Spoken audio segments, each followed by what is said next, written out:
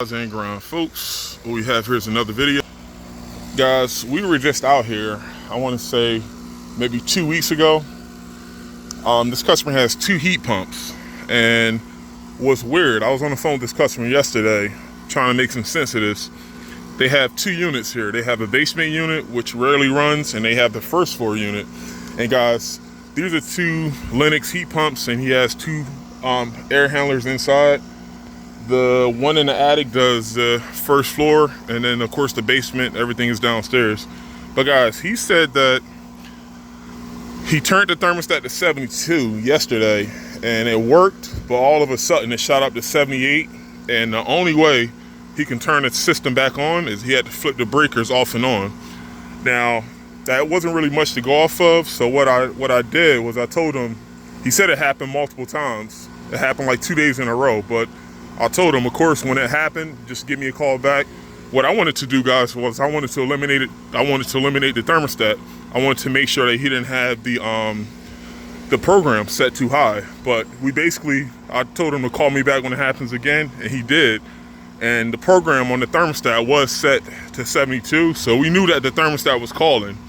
But I did tell him first to go inside and make sure that the fan was running upstairs, and he said it was, but he told me that this unit wasn't running. So guys, once again, I know with these heat pumps, they do have defrost boards.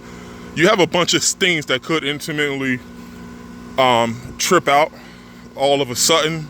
But guys, what I want to do is I want to first check my pressures. I want to see if this unit is, at that time everything was running, and he didn't get anything done after we left. But guys, what I want to do is I'm going to throw my gauges on, and I want to see what the pressures are on this unit.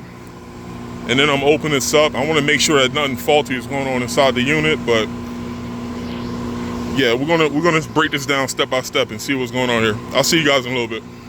All right, guys, I got everything hooked up. And yeah, guys, like I said, I knew I was out here a few weeks ago, so I know there was nothing abnormally going on.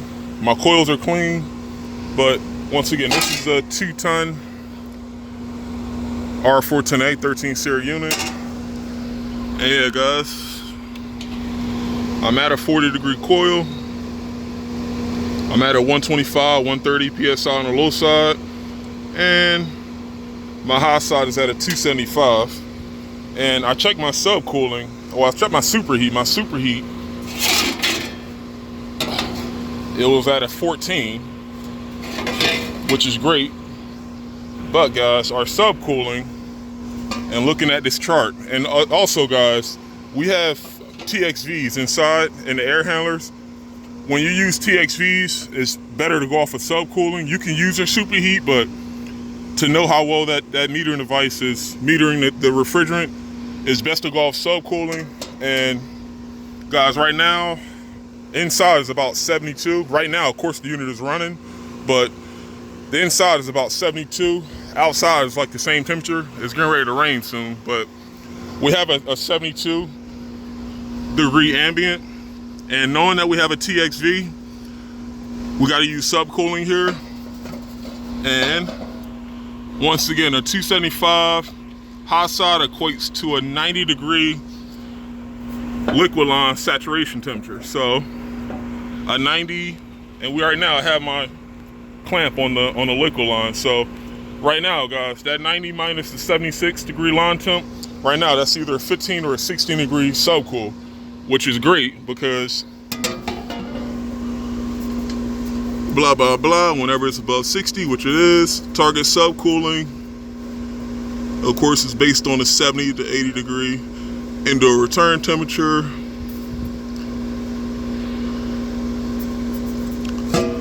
Blah blah blah.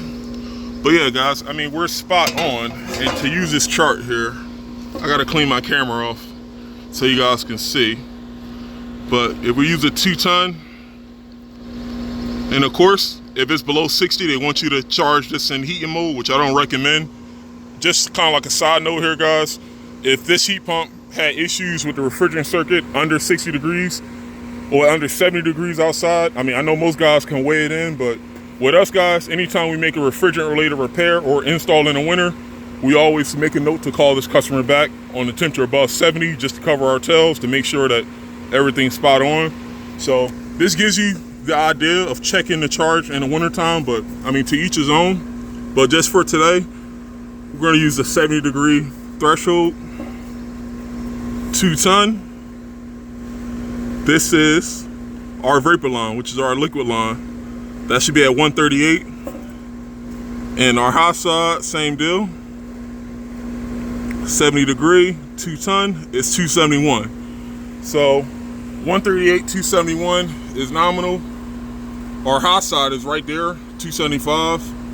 And our low side, guys, I mean, a 40-degree coil, you can't beat that on a 70-degree day. If my low side was lower, meaning at that freezing point, then that would lead me to believe that something's going on with the charge. But guys, what I want to do next, since I know that my charge is okay, it's within range, I want to pop the top and I want to look at my high pressure switch and my low pressure switch. Anytime I have something faulty like this, guys, and like I said, everything is clean inside this unit since we're just out here. But what I want to do is I want to just eliminate any faulty wires or anything like that, any visual, defects. And guys, unfortunately, I wish these Linux units were like Duquesne furnaces, where you can press a button and it can show you the most recent fault code.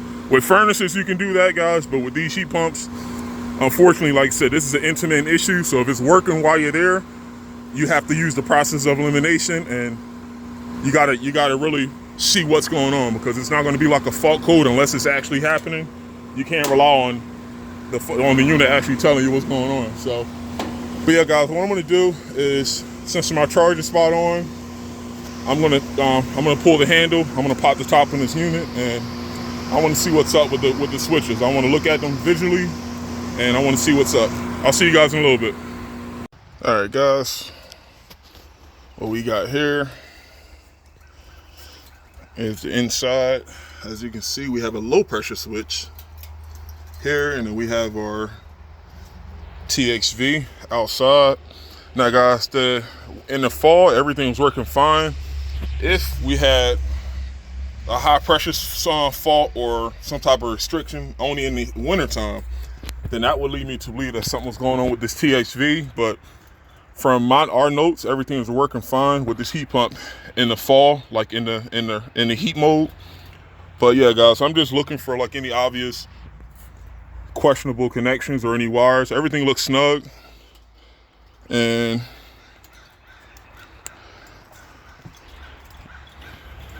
hey guys, what I'm gonna do next is I'm gonna put this back together, and I'm gonna go up in the attic. I want to see, I believe he has a hockey puck float switch, but I'm gonna go up there and test that float switch and see what's going on. But nothing out here looks abnormal, so yeah, we just gotta take this step by step.